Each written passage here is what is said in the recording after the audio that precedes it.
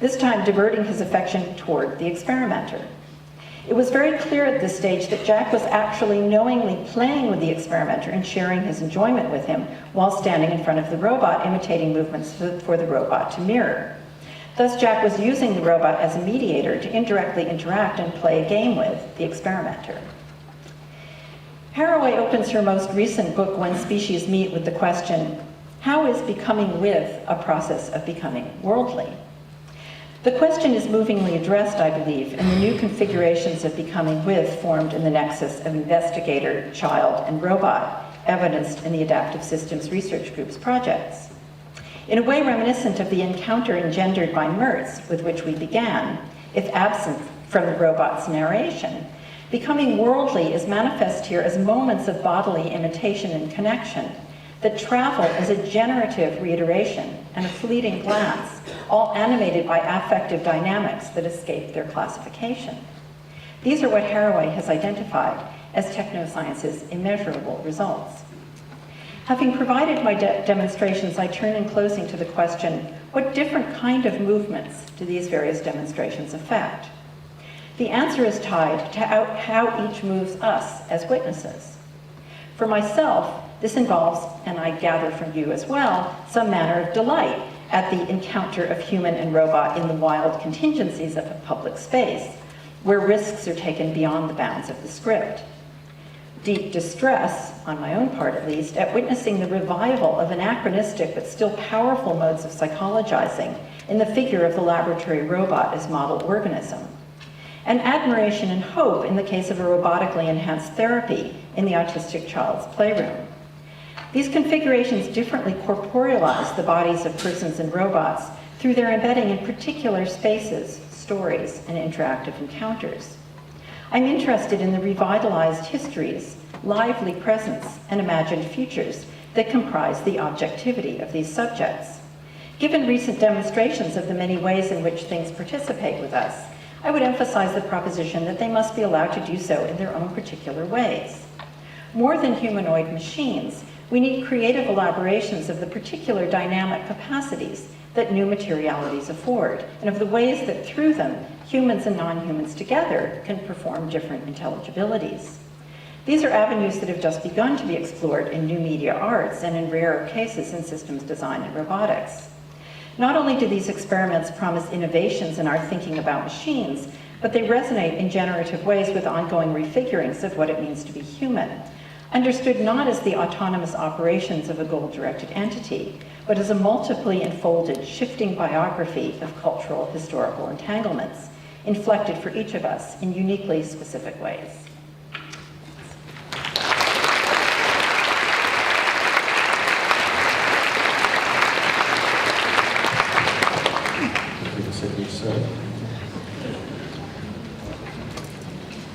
What's that? Give Steve one. Okay, moving right on. Now we are going to save the, do not use the exit in the corner there, or this one, please, or we'll have the security people here. We're leaving the questions to the end, as I said before, if you came in late. Sorry for that feedback.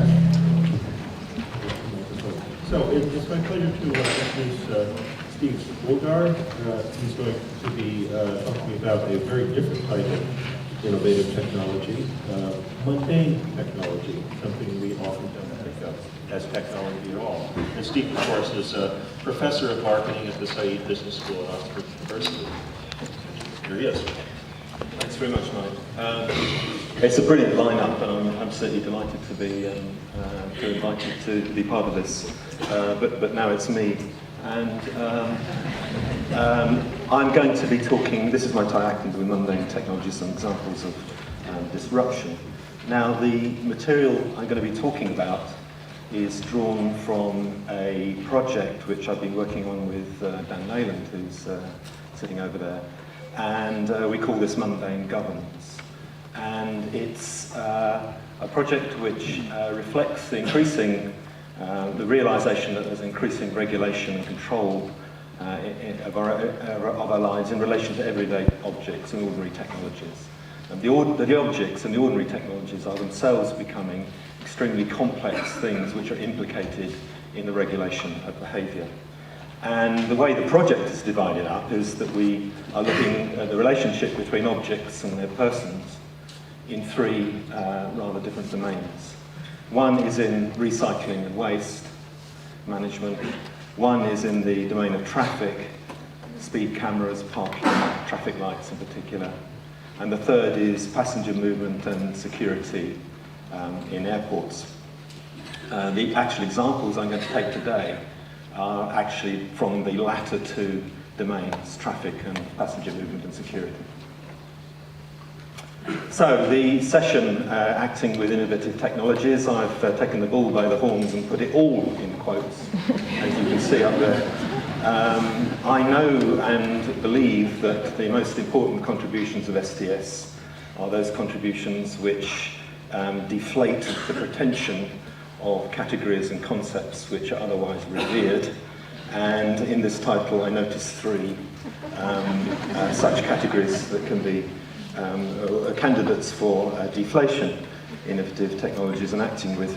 My response to the innovative bit is simply not to use innovative anymore. I'm going to use mundane rather than innovative.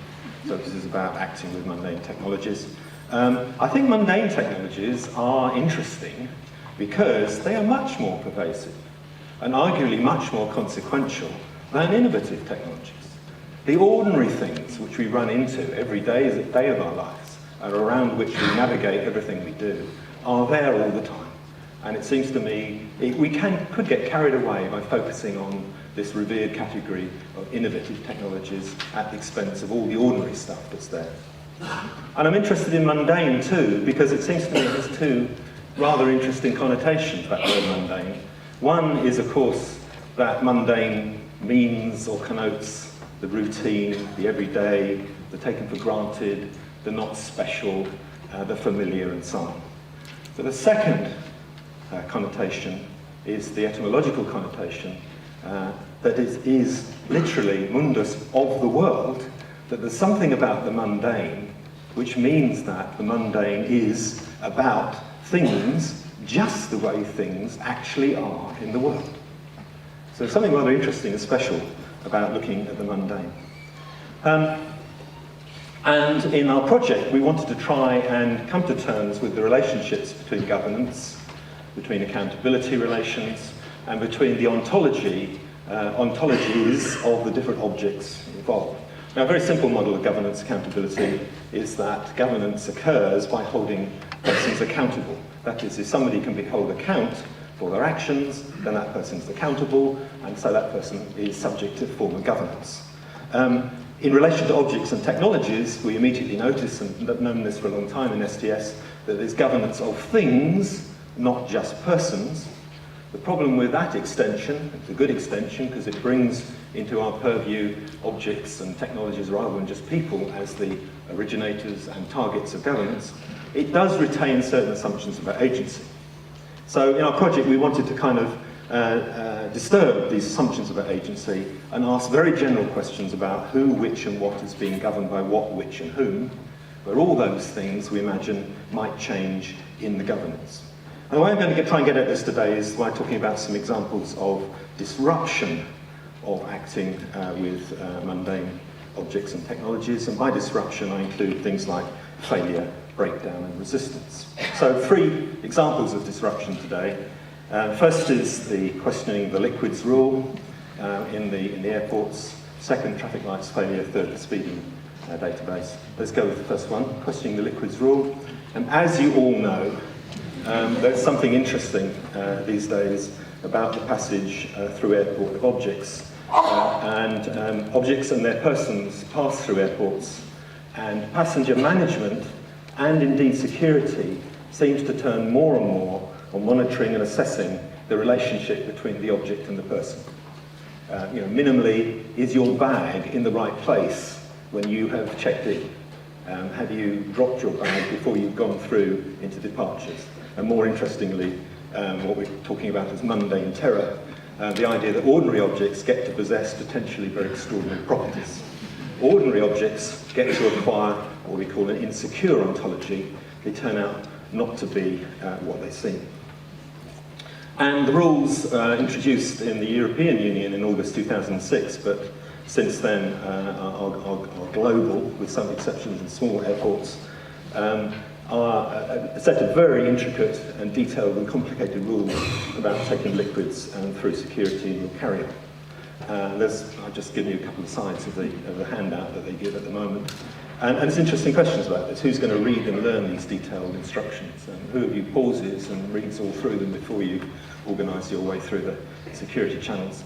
The typology of the liquids, which is being announced there, performs what counts as a responsible traveller.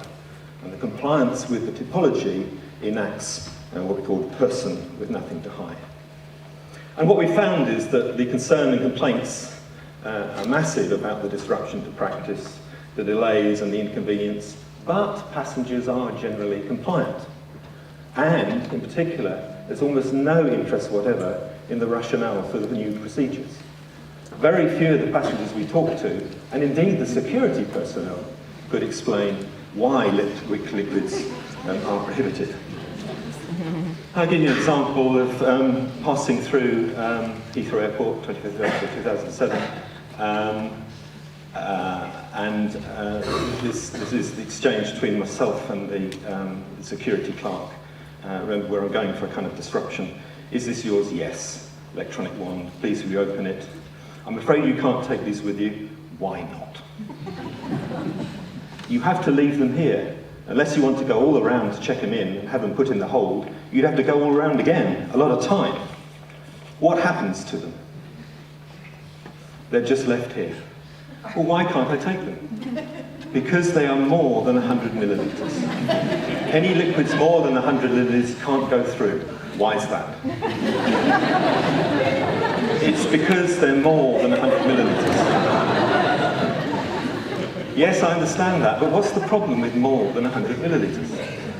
It's the law. You can't take more than 100 millilitres.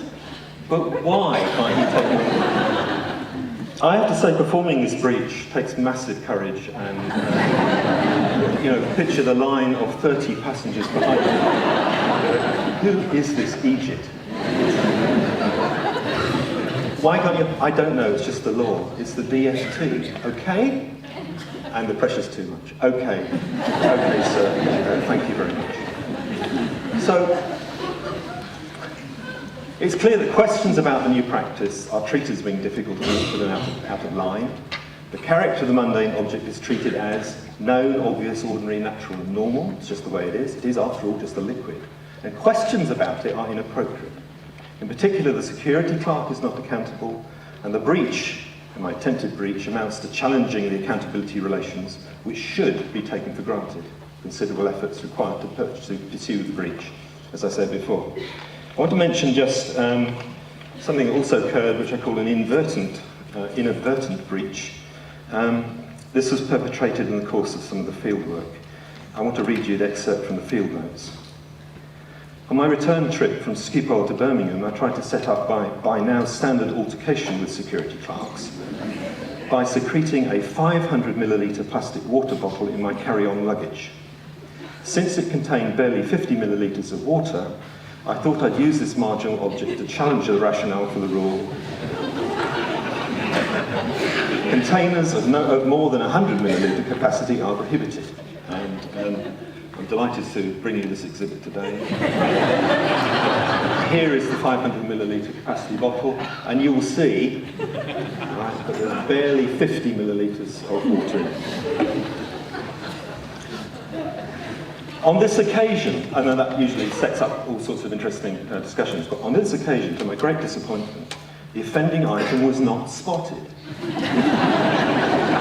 So it came with me in my carry-on bag onto the plane.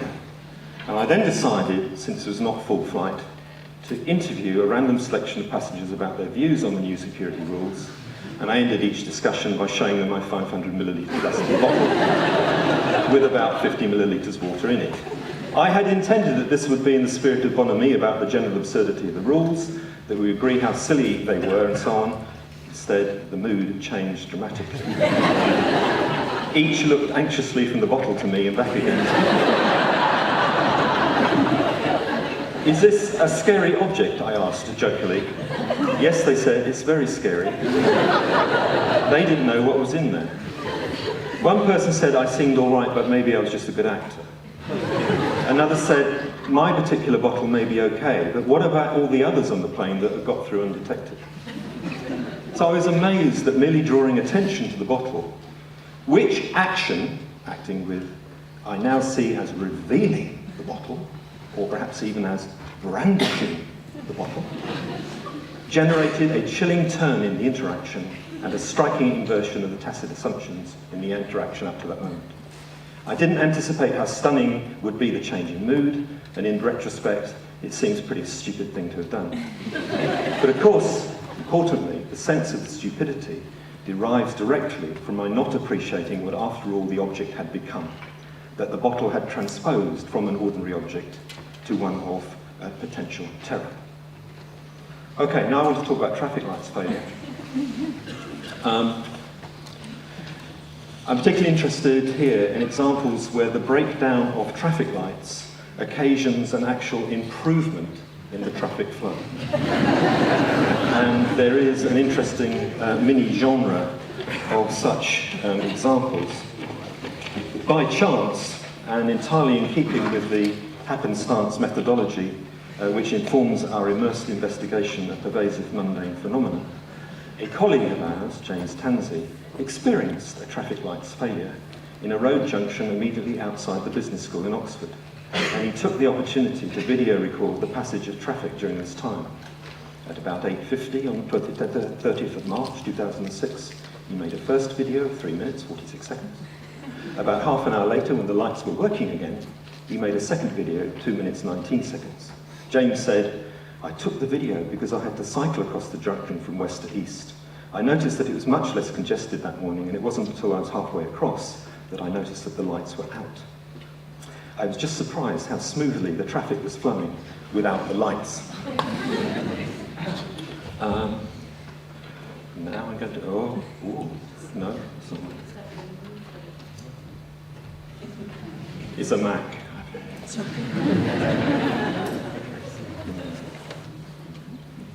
No, this isn't, it's not on the, in the PowerPoint.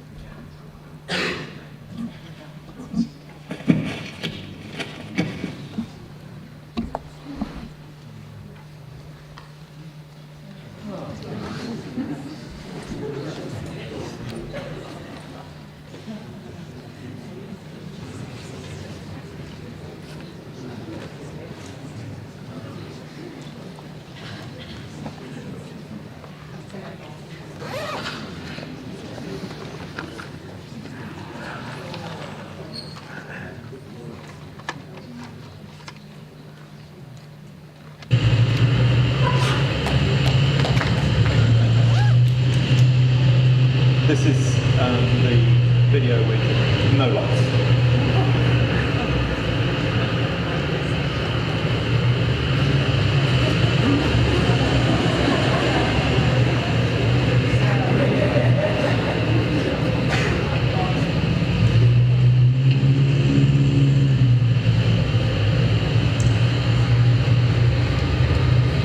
Watch the cyclists disappear.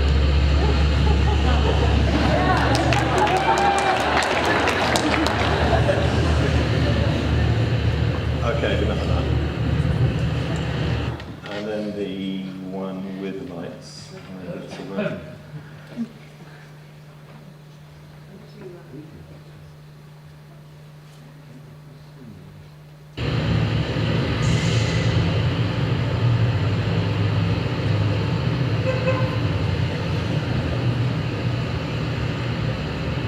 See the cyclist.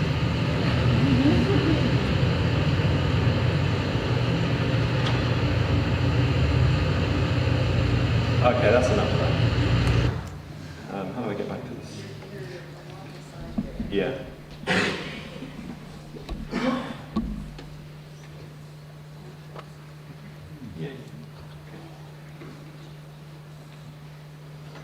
So, without lights and with lights, as I say, really interesting stuff. So, James phoned the local newspaper and emailed them 2 video clips they phoned to interview him within 2 hours and published a story the following day, which had in and said, "If you wondered why your car journey into Oxford was quicker yesterday morning, it may have been due to a traffic light failure."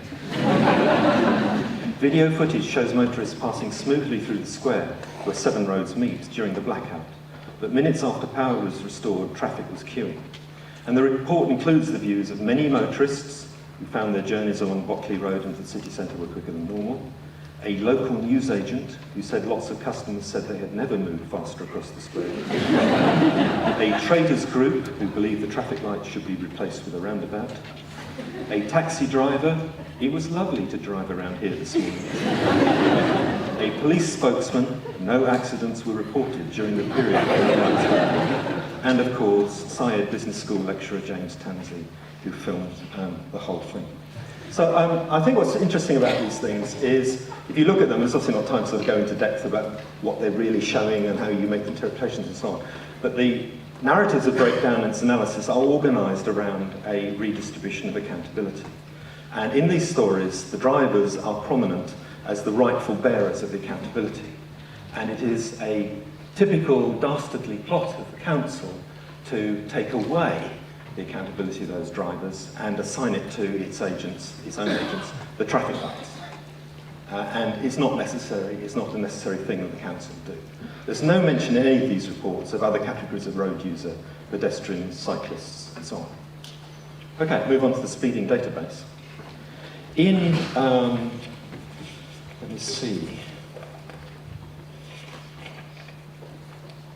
In early 2006, an email warning about speed cameras widely circulated throughout the UK. This is what it said.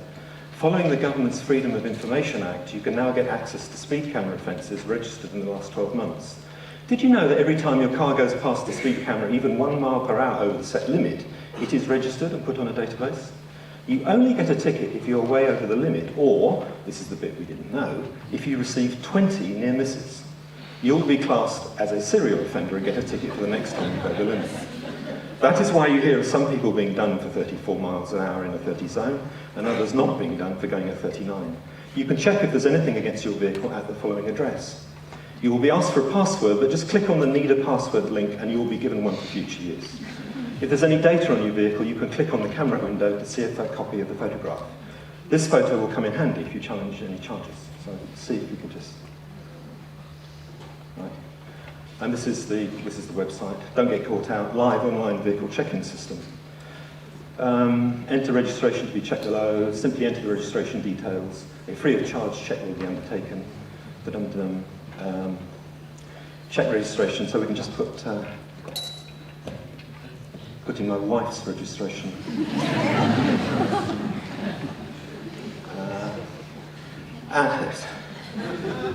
Vehicle Y802FBW has recent speed offences registered against it. Search completed Wednesday, 20th of August, 2008. Recorded speed 37.9 miles an hour. County Cambridge, Town Cambridge A1303, and so on. Image available, click to view. And so there's photographic evidence. So you then click on the view picture.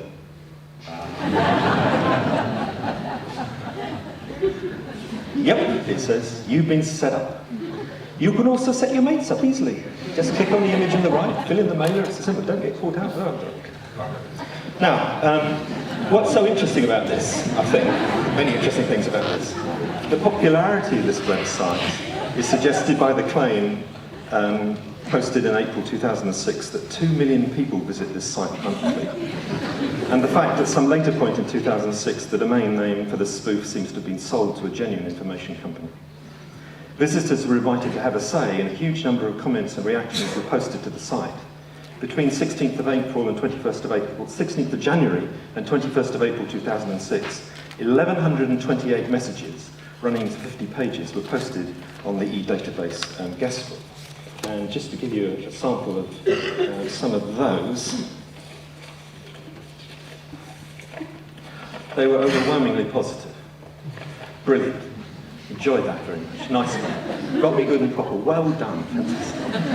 Best laugh I've had in ages. You wankers. You got me. Bastards.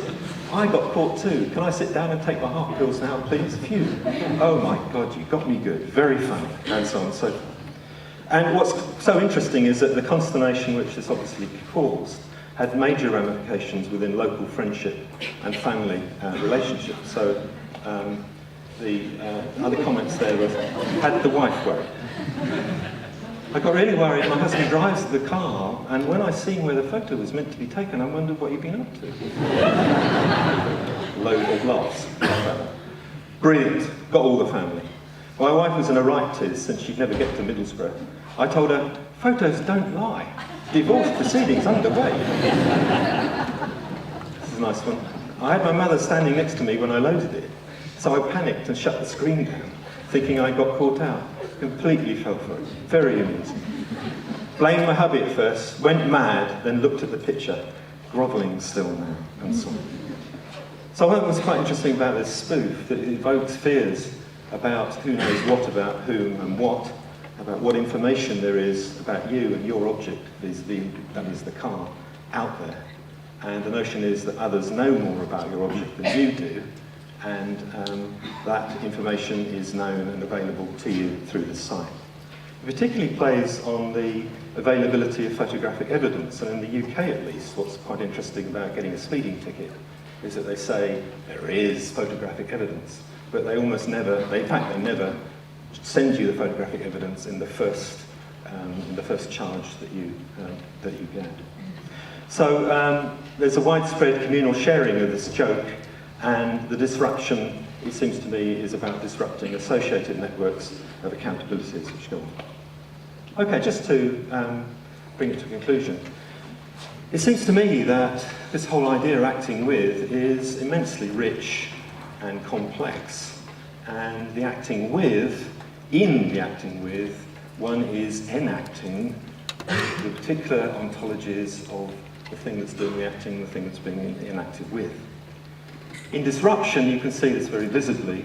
It's the discourse of disruption and breakdown depends on the redistribution of accountability relations, and the reconstitution of which are, after all, the key entities at stake. So I want to say that the enactment of accountability relations mutually engenders the enactment of ontologies. And that's why we have a very general and important question: who, which, and what is being governed by what, which, and whom. And what I so like about this work is it seems to me that it suggests an alternative way into governance, whereas many theories of governance don't talk about objects, they don't talk much about technologies. They talk mostly about the social relations between people, between agencies. They talk about the number of adequate representations on committees. This gives us an alternative way of coming at governance, I think perhaps a much stronger perspective on governance. Governance thought of as the continuous recursive intertwining of ontologies and accountability. Thank you.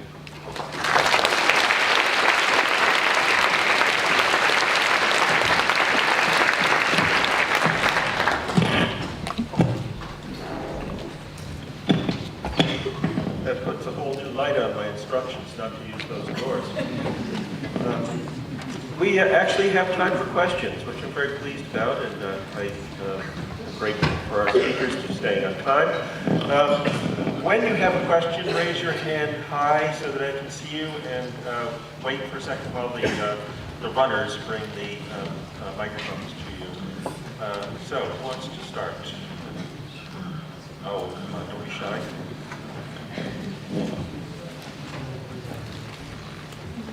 Oh, yeah, up there.